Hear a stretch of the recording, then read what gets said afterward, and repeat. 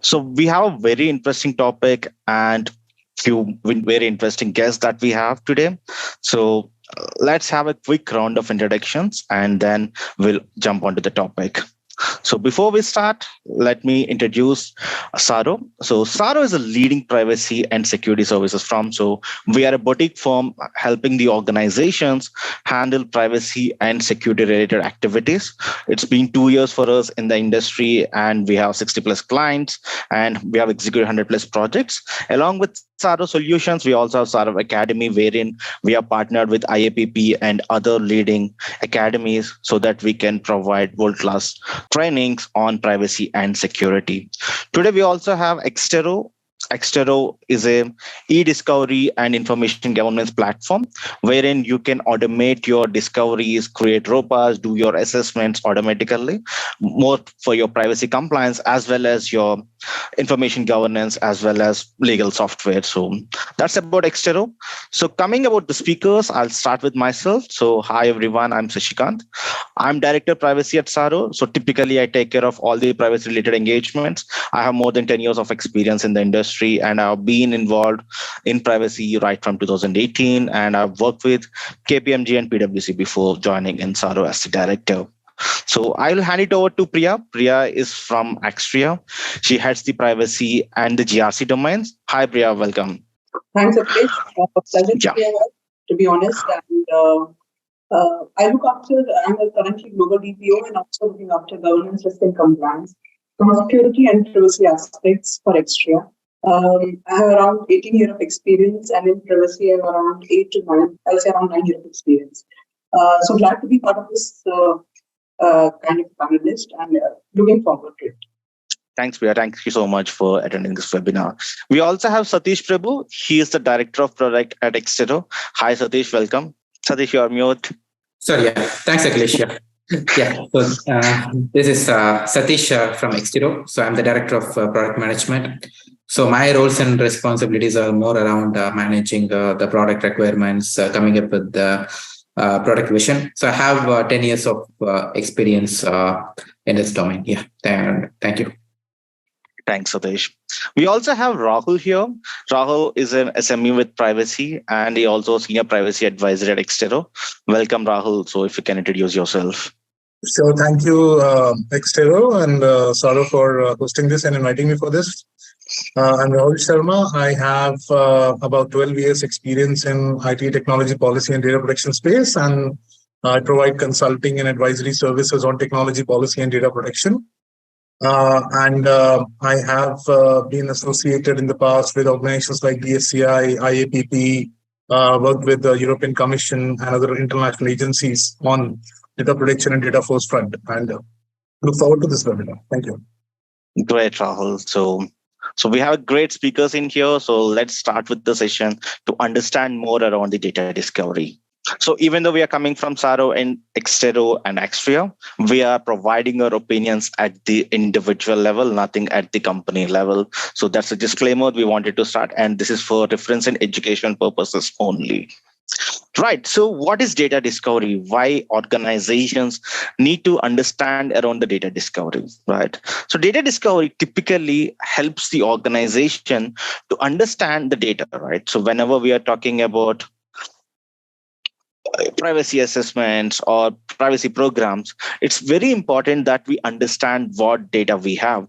So I'll hand it over to Priya. Priya, so what do you do in terms of your organization, or why it is very important to understand about the data and why data discovery is very important? So sorry for that. So I think No problem. I think this is the most important and critical aspect, because for security and for that matter for privacy, the most important aspect for any DPO is to identify what is critical and what is not critical. That is a key aspect. And the moment we get data, there have been chances where people reach out to us that we have healthcare data. And when we kind of build it further, we reach out to them and check it, it's actually not PHI data. So the idea is, what kind of a data? The first step, it stops at the kind of data you have. Then controls and all take a later position. First is identifying what kind of a data you are dealing with. Is it general, sensitive, what kind of a data it is? It is very important to have that kind of inventory. For example, if I need to go for make some projects HIPAA compliant, I need to know first how many projects are actually dealing with PHI data, not the identified data, actually having the PHI data. So having that insight is very important, and having that data in the first go, the moment we receive any project in account. For me as a DP, it's very important to have the data knowing in an organization how many projects are having what kind of a data, general category, and from which region. That is very important. So that landscaping does come as a part of data discovery for sure. Right, exactly. So once we understand the data, it will also help us to understand the applicable regulations, right? So we can pick up what regulations are applicable to us, right? So adding on to that, what kind of methods are available, like typically an organization can employ to understand the type of data we have? Yeah, ideally, if you ask me, there are different stages to it. For every organization for data, there are stages. It starts with initial stage, then it goes to define stage, then it goes to manage and optimization stage. Every Right. organization, if I look at I'll say a big giants like AWS and all, they are already at the optimized level of because they have automated tools and all. For our kind of organization, we are somewhere between define and manage. We have defined how to get that data and we are managing that. So the main challenges, and to answer your question, there are different methods. It may be completely automated. It may be kind of hybrid, where we get something in Excel, we feed it into some forms and get data churned out of that, or it can be completely manual. But looking at the experience, I can assure you hybrid still works a bit. Automate is great, but I can assure you manual doesn't work. I have multiple examples where I had highlighted something as a high risk.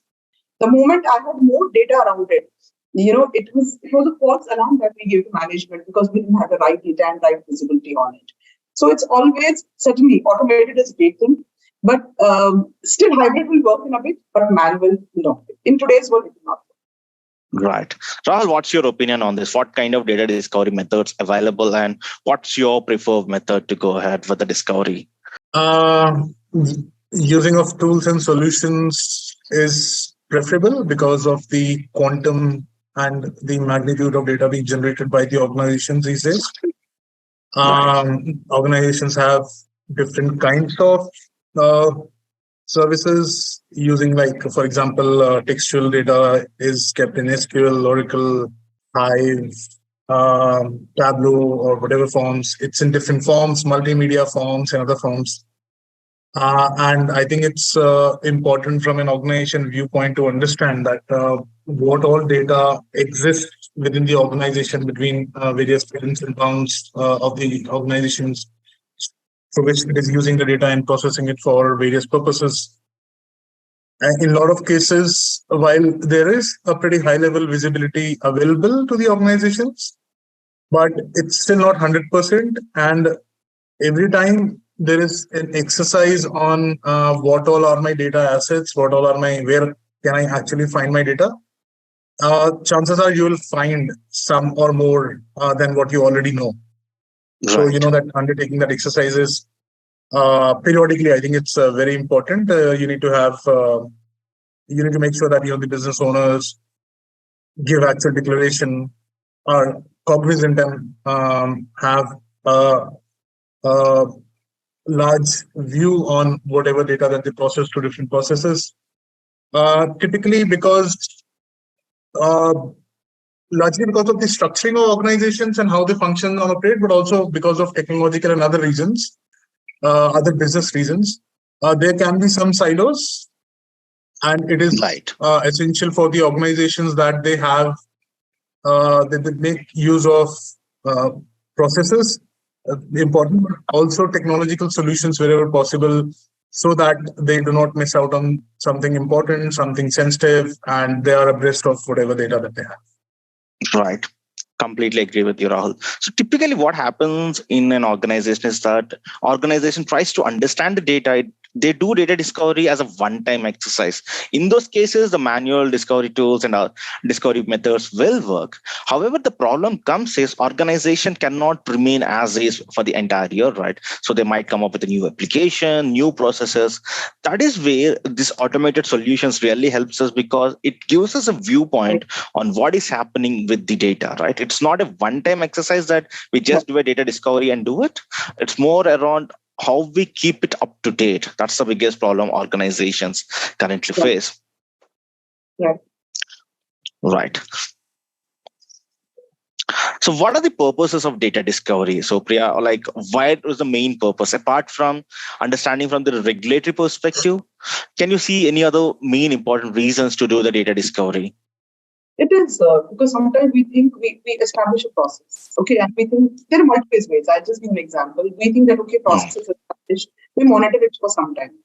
And in case we don't have an automated way of getting now as an output so that we can keep a validation and checks and balances around same.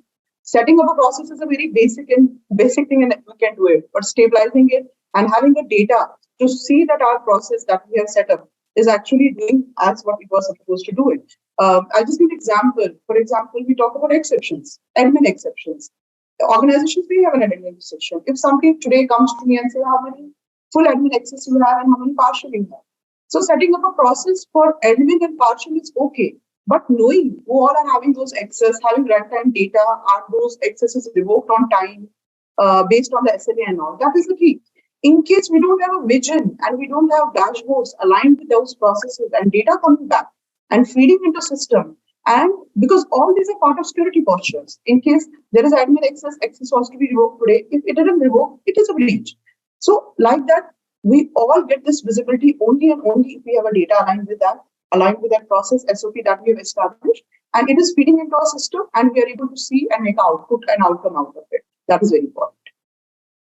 That's true, right? It's not only about having the data discovery, but having those dashboards to give insights around the data, right? Exactly. And nowadays, if you look at it, the data is not only limited to what data or typically that is created by the organizations or collected, but Right. also we see a big trend in understanding how the social media is working. A lot of data, we have servers to capture what is happening around the social media analysis, right? Right. So that is one of the areas where we capture a lot of data to understand the sentiments around the organization or the Right. industry, right? Exactly. So Rahul, how do you think a data discovery exercise will help us around implementing a data completeness or the accuracy of data? To explain to what Priya alluded to, I think having a visibility is the foundational step for any organizations. You mentioned two types: internal discovery and analysis within the organization. And we are also seeing sort of external discovery and analysis, as you mentioned, Right. on the social media analysis or darknet pattern monitoring, whether your Right. data are leaked or not, all those things. So all those things aid to your decision making. Actually, what are you gathering this data for? To help you with informed decision making. That is the sole purpose. And you can have various use cases in which you can use data. Fraud detection for various use cases in financial and other ecosystems, social media analysis, as your slide says. You can, like, there are multiple use cases through which the organizations can, once they have the visibility and once they have the insights, they can actually firm up their preparedness, their technology architecture, their database schema, their data governance architecture to find out on the most optimum way of utilizing various data sets that they hold about like whether it is the individuals through privacy means or like other data also, not just personal information. So it's very important for the organizations on ensuring whether, like in your previous slide, you mentioned about the accuracy and up to date of data. I think it's very important because if you use wrong data for analysis, then you will obviously get wrong results. And we are at very critical stages because, like, now you look at the journey of organizations, they are at a stage where they are amalgamating different platforms and services that they use to build a robust data governance solutions and suites within on how they operate. And if Right. they do not have the right inputs, right data sets, they will start wrong. But more importantly, they will keep on building this wrong informed data sets. And like it's going to be a very spiral thing. So it's important that at the initial stages, you take time, you make sure whatever data you're gathering is up to date, accurate, whether it's data being used for some specific purpose or whether it's data being accessed by some other teams, or so whether if you change or manipulate data, what kind of analysis, what kind of usage will it have? All those questions are relevant, and they will remain relevant till organizations come up to a maturity level wherein they can have a robust data governance suites on which they can rely as foundational model to build on more advanced analytics, data science, and other suites. So absolutely, I think this is going to be the most important aspect, especially for large organizations with varied businesses, processes, and data sets. So it's Right. important that this is paid attention to. Yes. Right, exactly. So I was interacting with one of the industry veterans. So they have pointed out a very interesting aspect. So typically, if you look at any organization's balance sheet or their assets, they never talk about the data. But actually, in the current era, the data is one of the most important assets the organization has. But unfortunately, none of the accounting practices have the realization to understand the value of data or the insights it can provide and how much it can help the organization to grow, right? So that's unfortunate, Yeah. but that's true. The value of the data, right?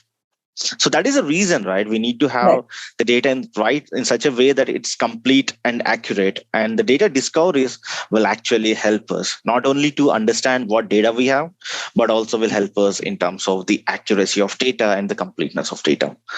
Typically, if you look at automated data discoveries, right, they implement several solutions together to do this automated data discovery, right? Because everyone has its own way of writing the data. We typically call it the naming conventions, all the data governance practices.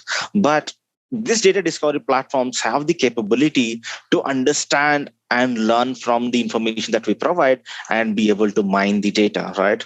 So there's just a question for you, like, how much of difficulty you face when you're manually discovering the data, especially if it's of large volumes and complicated applications are involved in that?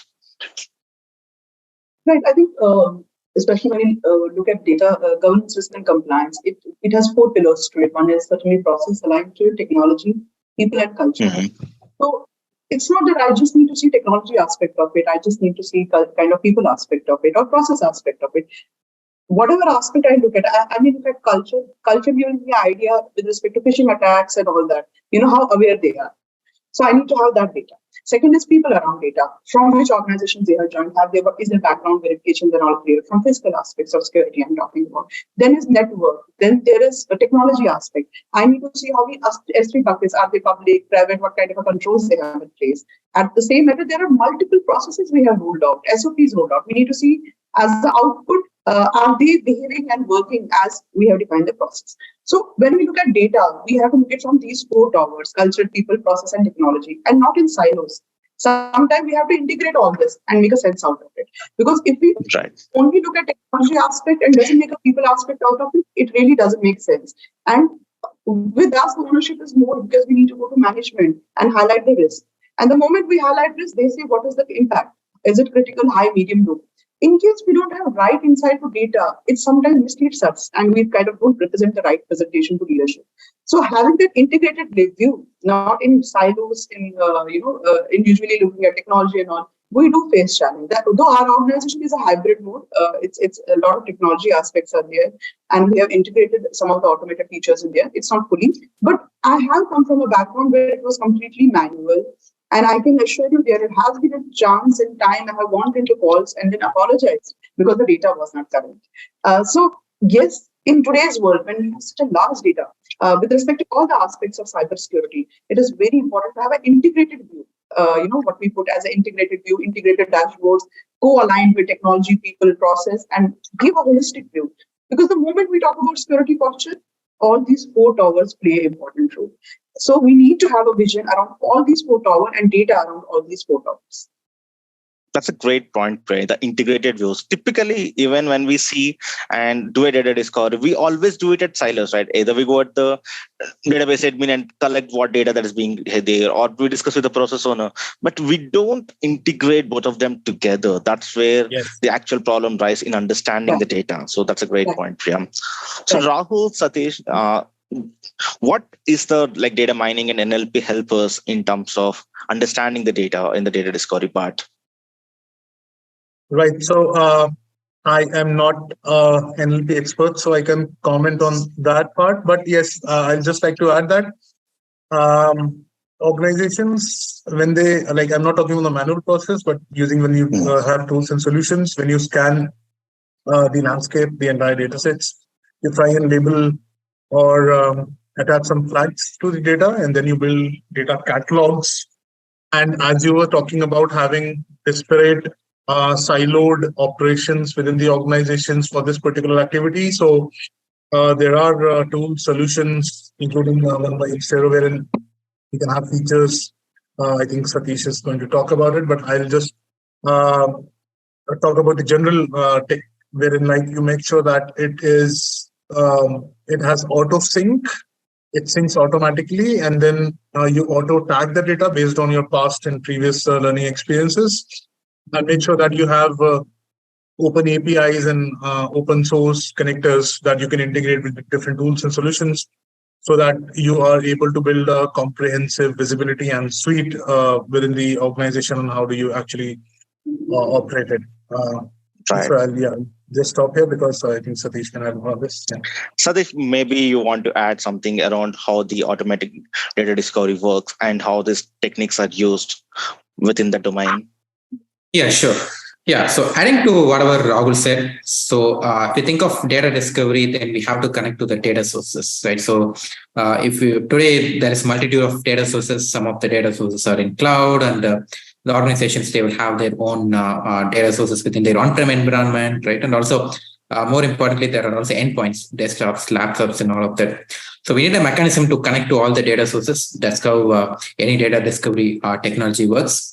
So once the data discovery technology connects to a data source and takes the data in, then there needs to be a lot of analysis that needs to be done on the top of data, right? Because data can be in different forms. Some data can be in an unstructured format. Some data could be in a document, and some data could be in a semi-structured format. It could be in the chats or Slack channels, right? And also, data could be in a structured format in databases or CSV files or Excel files.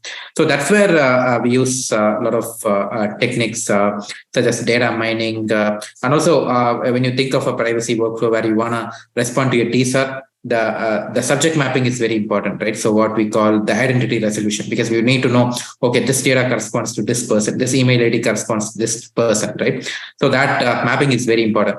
So that's where we use a multitude of techniques such as NLP and the metadata analysis and all of that to come up with the relationships, right? So once we establish everything, then we can have beautiful dashboards that give them an indication of what data is available, where it is there, and all of that. Yeah. Right. Thank you so much, Satish. That was great. So, Priya, one question I have, you coming from the industry, and what I typically see is organizations are not ready to share the data. So, especially when we come and use a tool, right? So, where the tool has access to the data and it's a third party, none other than, right? So, in those cases, so what will happen? What's your typical view in terms of handling the third parties who are accessing the data to do the data discovery itself? Yeah, I think it's still manageable, Akhilesh, because end of the day, in case we connect with any cloud provider, SaaS, or any service provider, we do have contracts and signed with them. Because end of the day, in order to do business, for example, marketing teams. Now most of the marketing teams, they do connect with HubSpot and such kind of a giants. They help them in data churning and all that. So ideally, with any third-party vendor, in order to collaborate for any kind of such kind of a collaboration for data mining and all. Anyway, contracts are in place, and it all depends. Are we controller, processors, and based on that, clauses are added in the contract. So I think that part is handled. I don't honestly, if you ask me, I don't see major challenges there, because that is initially the moment we decide on, are we a controller here with a respective partner or a vendor, or we a processor. Then the expectation is set in the contracts, and legal things are signed. And we, as an InfoSec and as an BPO, give my agreement on it based on the data processor agreement that we have agreed in there. And mostly we agree on technical and organization measures. In case we are hosting everything in their environment, we see how their security measures are. So we kind of see their technical and organization. In case it is being hosted in our environment, customer sees that, or vendor sees how our technical measures are with respect to Right. access control. I think this part still is covered with respect to compliance and checking in contract and all. Yeah. So, Satish, what kind of security measures typically a data discovery tool comes with? Yeah. So if you think of Exterro solution set, so there are two aspects to it, right? So one is the data inventory, what we call it as a smart data inventory. So that has the list of all the security measures, or it gives a guidance of the security measures that can be implemented in any organization. And the data discovery part is more around discovering the sensitive data, right? So the sensitive data could differ by different industries, right? So for healthcare, the type of data elements could be completely different, or in a financial industry, the sensitive data could differ, right? So from a privacy perspective, yeah, the personal information holds a lot of importance, but also purely from a security perspective.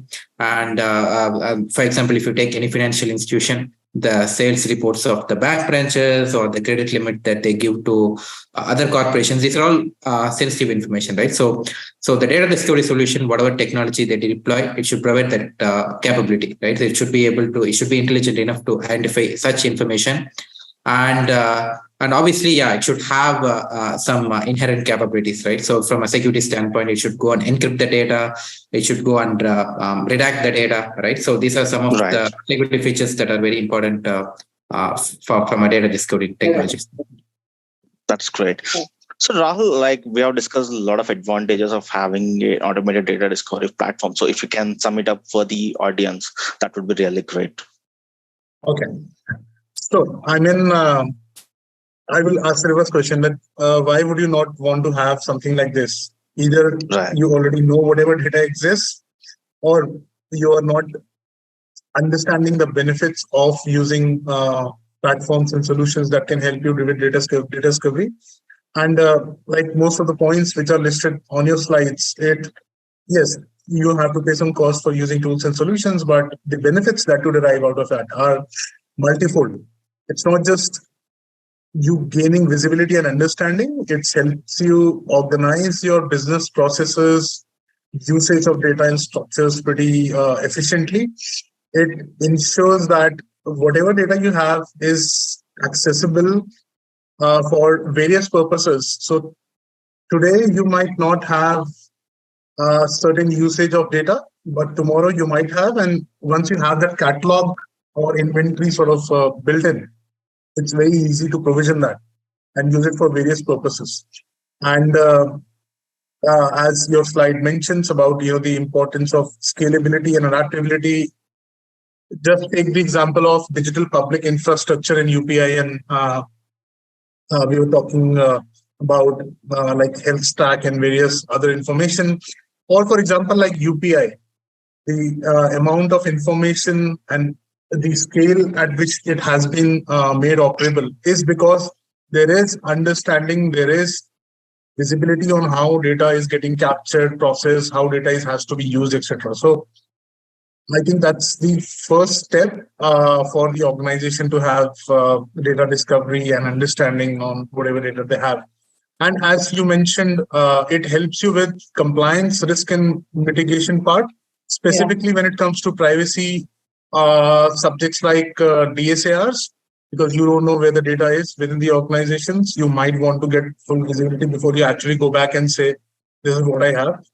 So it's very That's useful. great. I can't think of why it is not useful other than like you have to incur some cost and resources to implement it, but it is going to be a long run beneficial model for the organizations because it's a one-way street. Because once you have the understanding, once you know what the data is, how it is being used, how you want to use it efficiently, you will only like gain much from it. So Thanks, Rahul. Thanks for the insights. We have one more question for you. just to understand from the controller processor angle. Is the data discovery a critical aspect only for the controllers, or is it also for processors should also be implementing a data discovery kind of an exercise? Yeah, even at processor, because end of the day, controller does define the way data should be, but then end of the day, it is coming to processor for processing. So liability is on them as well. And if you ask about us, for example, most of the contracts are processor based. We are processing their data somewhere in client environment or extra environment. But at the same time, we need to have technical and organizational measures and data around that to give us a visibility that things are in control. Because end of the day, when we sign a contract with customer, we share our technical and organizational measures with them. We sign it. We add that as amendment and tell them, hey, here are our technical and organizational measures. In now the trend is customers are coming back and they are validating us, they are doing vendor assessment, they are asking security questionnaires to us. Not only that, they are coming and auditing us. So Right.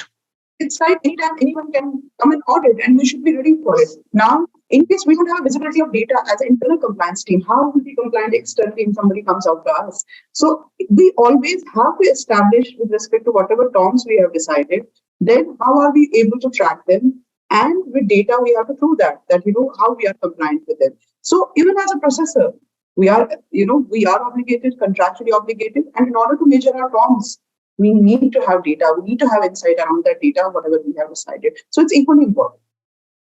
That's great. Right. Sadish, I have one interesting question for you.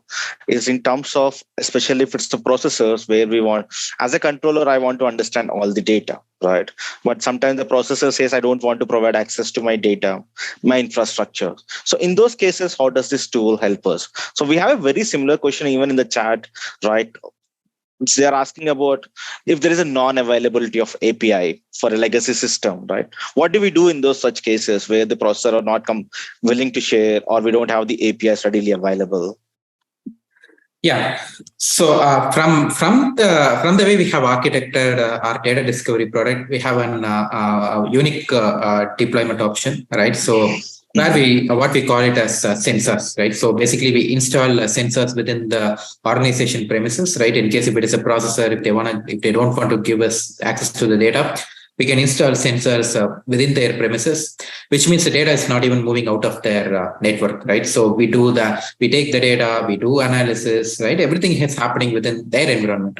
And once the analysis is complete, we take the metadata, which alone is passed on to the on the software that is hosted in the cloud.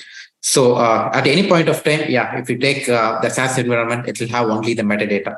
So it will not have any traces of actual data. So the entire actual data is residing within the organization firewall. That's how we handle the security side of things.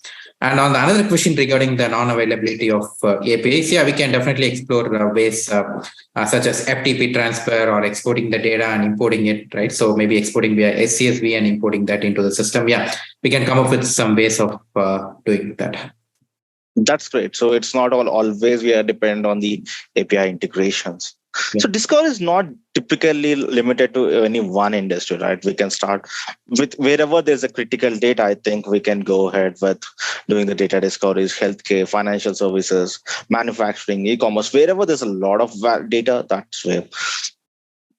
And once we do the discovery part, that is where the inventory comes into play, how we can make it into a record, right? So Priya, what's your how do you do your data inventories? What's your compliance requirements around that? Yeah, I think when I joined, it was a challenge, I must tell you, because it was not centralized, the data wasn't available. And it is multifaceted. One is understanding what kind of a data we have, what kind of data we have agreed with customer that we'll be processing. And another is, second aspect is compliance aspect. What all compliance we have agreed on it. Some talk about certification, you should be compliant with this. Some talk about you only need to work on our VDI. So there are two aspects to it. What data we are processing, what is the sensitivity of the data? We should have a central inventory of same. And secondly, what are the compliances we agree? So if you ask me, that is a very blind spot as in today, where we may have 200 plus contracts that we have signed. But if you ask a centralized repository, where we can see that, okay, these are the contractual obligations that we have agreed with the customer. And they are over and above what is in our technical and organization measure. only us as a security leader should be aware and business should be aware, because end of the day, we all as a team have to ensure compliance to it. So in case that visibility is not there, I'm struggling in that part, I'll honestly tell you, because it's not centralized as in today. And in case it was centralized, it was easy for me. For example, somebody says to me, how many SOC 2 compliance requirements are from the customers, 10, 12, 13, 14. We did this exercise manually. We looked at all the contracts, identified it, and just came out of it. It was huge manual effort, and it's a waste of effort. The moment we have contract, in case we have centralized repository where we put all this information, it's just one report, we can get all this. At the same time, in case somebody asks, for example, we need to go for data insurance. I think most of the organizations go for data insurance. That time they do ask, what kind of a data you have? Do you have sensitive data? Do you have general data? Is your data coming out of EU? Which all locations you work on? This all data when we do an insurance, and you all know that insurance, it's not a data insurance, it comes with a huge cost. In case we don't have a centralized view of that, we don't give right data points to them, and there's a bigger risk. Right. Either we underplay it, there's a bigger risk. If we overplay it, we are unnecessarily asking organizations to pay more cost. So with all this, we have highlighted to management that it is important to have a centralized view of that, and we have started creating tools and inventory around it. It has not been easy, but step by step we are going, because there is no other way. Right, that's true. Great point again. In terms of data insurance, also, we need to understand not the entire data set that we have. Then only we'll be able to give the right points and rightly insure our data. So, right. So I'll hand it over to Satish and Rahul to walk us through the Exterro related requirements. Yeah. And how can Exterro help us in terms of complying with the data discovery aspects? Sure. Yeah. Thank you, Akhilesh. We Exterro, we are headquartered in Oregon, USA, and we are pretty much a legal GRC company. We have multiple software solutions that help organizations address the legal issues or security related issues or privacy related workflows and all of that. So we have 8 global offices. We have offices in USA, UK, Germany, and India. And we also work with a lot of government customers, particularly in the forensic segment. And we also have 10,000 plus corporate customers globally. And we are also partners of ACC Alliance, right? So for the e-discovery, privacy, and cybersecurity side of things. And in the last 3 years, we have completed 3 major acquisitions. So Jordan Lawrence, Access Data, and Zeproot. Yeah, next slide, please. Okay. So this gives you an idea of the different type of privacy solutions that we have, right? So we have a lot of solutions for the legal GRC problems. So since this webinar is focusing more on the privacy, so here are the different tools that we have around the privacy, right? So we have the smart data inventory, which pretty much helps you to have a record of all your browsing activities, the legal entities, your third parties, vendors, and everything. And the data retention helps you with the guidance of the different retention laws across the globe, right? So currently we support 176 countries where we give guidance on, what would be the retention period for different types of data. And we have our data discovery solution that can connect to different data sources. It can scan, it can identify the sensitive data elements, and also it can offer features such as redaction, masking, and all of that. And also we have a data subject access request solution, right? So that helps organizations to respond to requests, right? So if you take GDPR or any other privacy law, that gives rights to the general public where they can request their information to be deleted, or they can ask for a copy of their information, or they can ask their information to be corrected.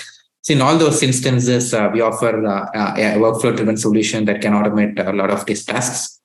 So we also offer a solution called vendor risk profiling that helps organizations to assess the risks of vendors from a privacy perspective, from a security perspective. They can assess the vendors and they can have a risk scoring. And we also have a solution called incident and breach management that helps identify organizations to track their incidents, and also it gives guidance. So we have a lot of research work built into that product that gives guidance on who needs to be notified and when the notification needs to be sent based on different regulations, right? It gives all of that information. And also we have a consent management solution, so which organizations can utilize to gather consents for any of their processing activities and track it. Yeah. Next slide, please. Yeah. So just to give you an idea of how our solution is more holistic, right? So we have our solution sets integrated, right? So we have a smart data inventory, which is more research driven, right? So we do a lot of research and we update what are the different regulatory elements that are pertaining to different regulations, and also any organization, they can generate their processing activities, they can have maintain their list of record types, they can have more business context and all of that. Whereas if you consider data discovery, it touches the data. It connects to different data sources. It comes up with more insights on the data, right? So what types of data is present and what is the volume that is present. So when you combine the data with the business context, yeah, that's where it becomes more powerful, right? So you can use the business context and you can use the data, then which can power up your privacy workforce, right? If you're responding to teaser or if you're responding to a breach, right. So in all those instances, yeah, this gives you the path, so where you can automate and where you can reduce the time to compliance, basically. Yeah. So as I said, yeah. So Exterro is a holistic legal GRC solution provider, right? So we have solutions ranging from e-discovery, digital forensics, cyber security compliance, and privacy. And yeah, we work with a lot of market segments, right? We work with corporations, we work with law firms, we work with government agencies, legal service providers, and law enforcement agencies. Yeah, next slide, please. Yeah, so since this webinar is more focused on the data discovery, I'll take a minute and give you a overview of what we have, right?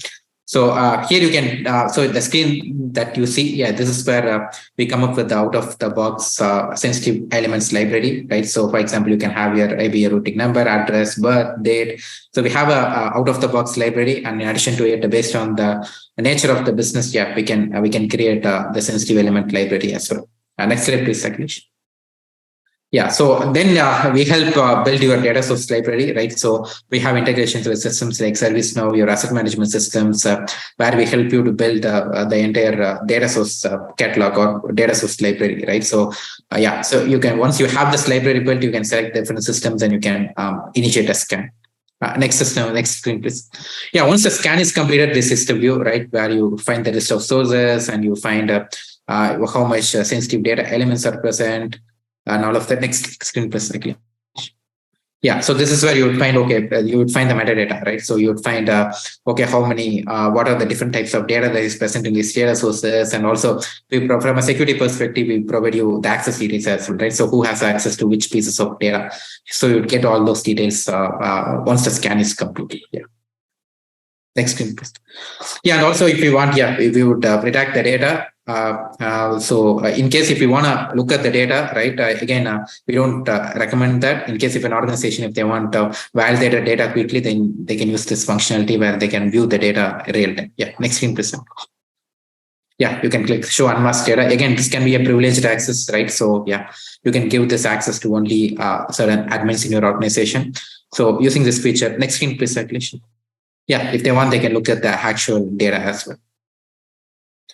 And if you go to the next, yeah, also we define the policies as well, right? So this is where you can power up your risk engine, and also you can decide, you can decide your data policies, right? Say, for example, you can define a policy saying that, okay, credit card and SSN is allowed only in the production environment. It's not, it cannot be used in any of the EU data centers, right? So likewise, you can define different conditions. Based on different conditions, system will automatically trigger policies. Yeah. Yeah, so this is the overview of what Exterro is and the solution set that Exterro offers. And yeah, thanks, Akhilesh. Thank you so much, Satish. That was a great demo.